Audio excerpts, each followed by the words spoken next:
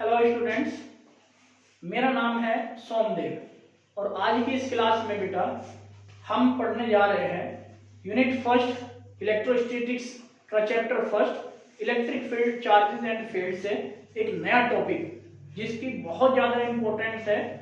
जब आप बोस थ्योरम की एप्लीकेशंस करोगे तो उनमें ये टॉपिक बहुत इंपॉर्टेंट रोल प्ले करता है।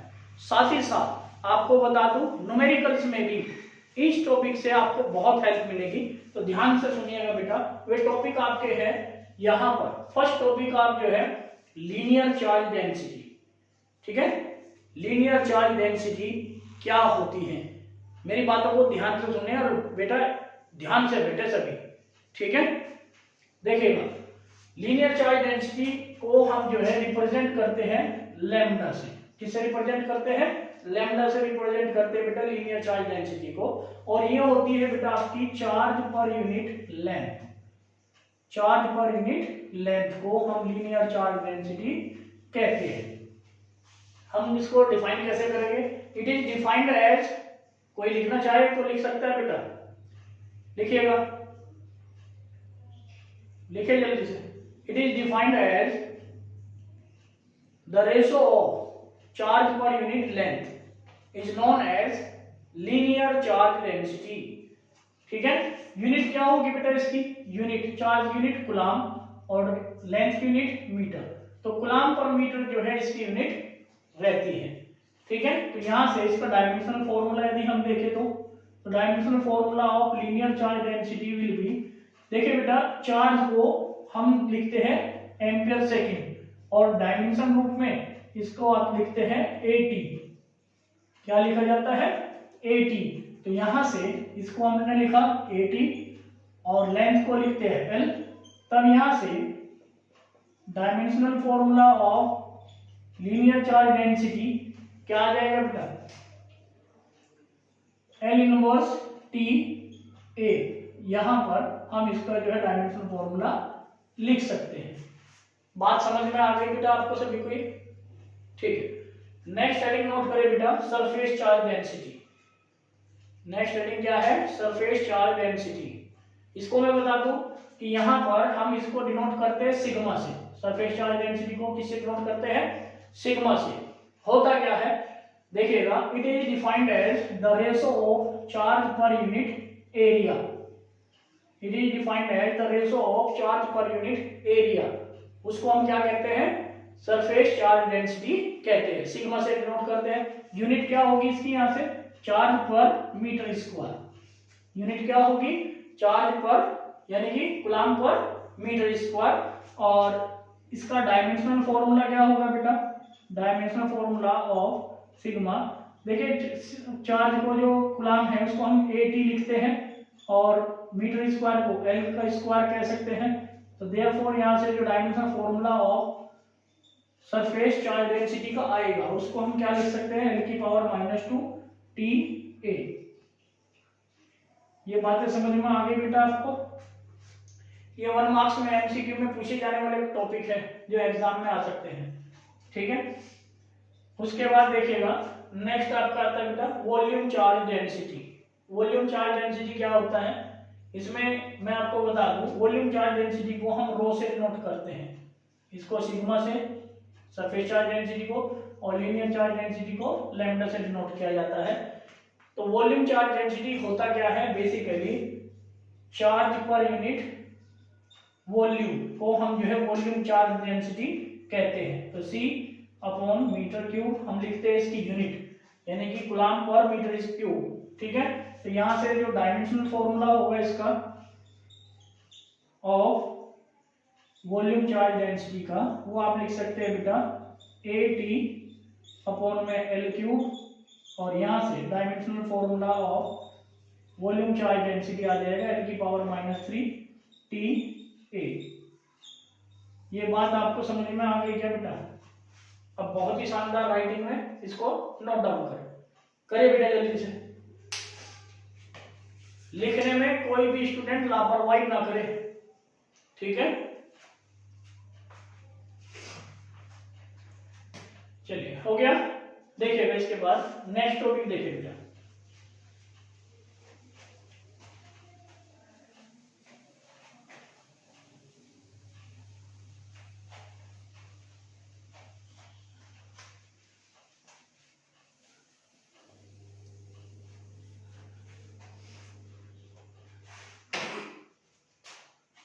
नेक्स्ट टॉपिक आपका आता है बेटा एरिया वेक्टर।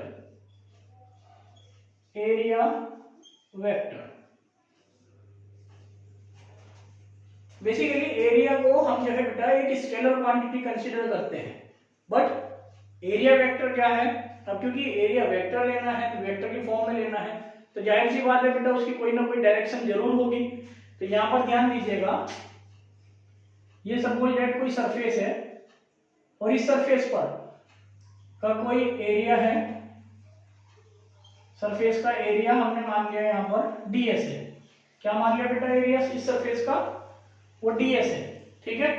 तब यहाँ पर जो एरिया वेक्टर की डायरेक्शन होगी वो ध्यान से देखिएगा बेटा, ds वेक्टर होगी, वो ऑलवेज नॉर्मल यानी कि perpendicular to the plane of surface होती है।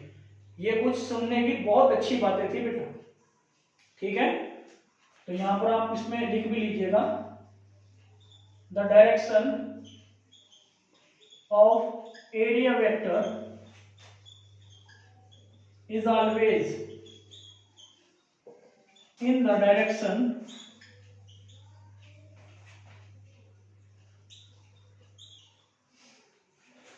perpendicular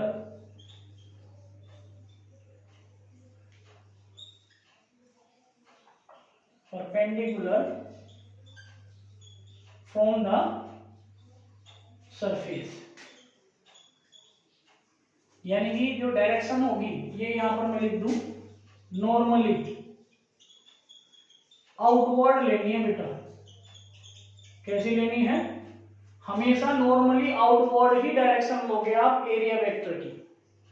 तो मैं यहां पर देख लीजिएगा, the direction of area vector is always in the direction यानी कि नॉर्मली आउटवर्ड या perpendicular from the surface.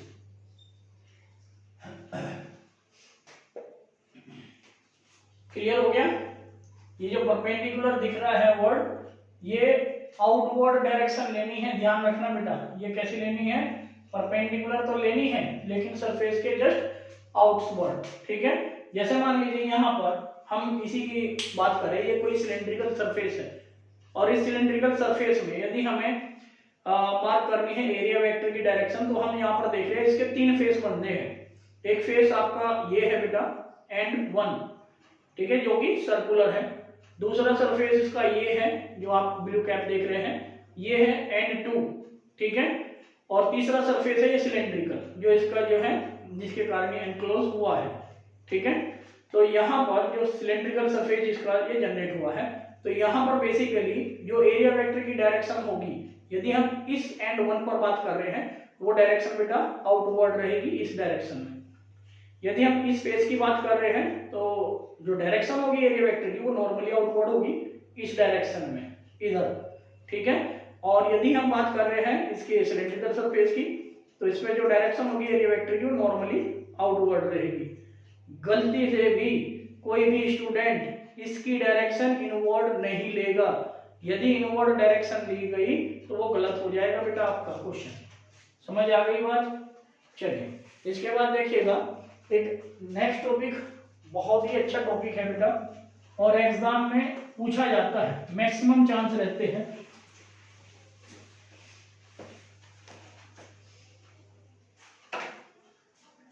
Topic है बेटा आपका इलेक्ट्रिक फ्लक्स। Electric flux. अब इलेक्ट्रिक फ्लक्स क्या होता है? इलेक्ट्रिक फ्लक्स देखिएगा क्या होता है, देखिए ध्यान से। बेसिकली हमने यहां पर क्या किया, कोई सरफेस लिया बेटा और इस सरफेस का जो एरिया है, इस सरफेस का एरिया क्या है? ds है। तो जाहिर सी बात है इसका जो एरिया वेक्टर होगा वो ds वेक्टर होगा क्या? बताइए, ds वेक्टर होगा कि नहीं होगा? एरिया वेक्टर और नॉर्मली आउटवर्ड डायरेक्शन में होगा। ओके, अब यहां पर हम मानकर चलते हैं कि इससे जो इलेक्ट्रिक फील्ड लाइंस पास हो रही है, इस सरफेस से जो इलेक्ट्रिक फील्ड लाइंस पास हो रही है वो इसके साथ थीटा एंगल बना रही है। कितना एंगल बना रही है? थीटा, ठीक है। ये सुनने की कुछ अच्छी बातें हैं बेटा, ध्यान बोर्ड पर बनाए रखना, ठीक है। तो यहां पर हम कह सकते हैं कि इलेक्ट्रिक फ्लक्स है क्या? The number of electric field lines passing through an area या passing through the surface of area perpendicular to it. ठीक है, यानी कि जितनी भी number of electric field lines यहां से पास हो रही है, ठीक है, वो आपके इलेक्ट्रिक फ्लक्स को रिप्रेजेंट करती है। ये सुनने की कुछ अच्छी बातें थी। अब यहाँ पर फ्लक्स को, इलेक्ट्रिक फ्लक्स को हम जो है डिनोट करते हैं बेटा फाई ई से। अब होता क्या है, बेसिकली हम इसको लिखते हैं ई vector dot ds vector.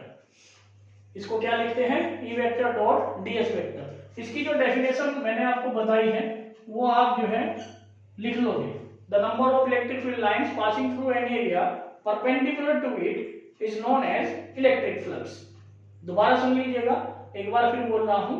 The number of electric field lines passing through an area, passing through the surface of an area perpendicular to it is known as electric flux. ठीक है, उसको आपने लिख लेना है। उसके बाद देखिएगा मैथमेटिकली हम इसको क्या लिख सकते हैं, phi equal to e vector dot ds vector. तो यहां से फाई ई इक्वल टू हम लिख सकते हैं ई ds cos थीटा। क्या लिखा जाएगा बेटा, ई ds cos थीटा।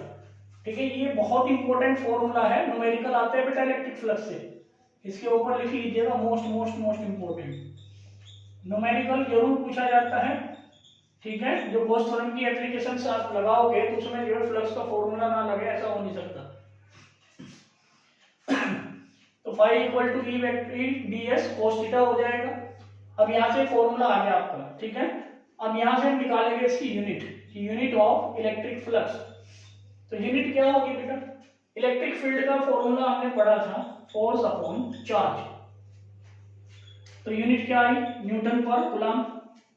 यूनिट क्या आई, न्यूटन पर कूलम। या फिर हम इसको जो है न्यूटन पर एम्पियर सेकंड भी कह सकते हैं, क्योंकि जो चार्ज की यूनिट है कूलम को हम एम्पियर सेकंड लिखते हैं।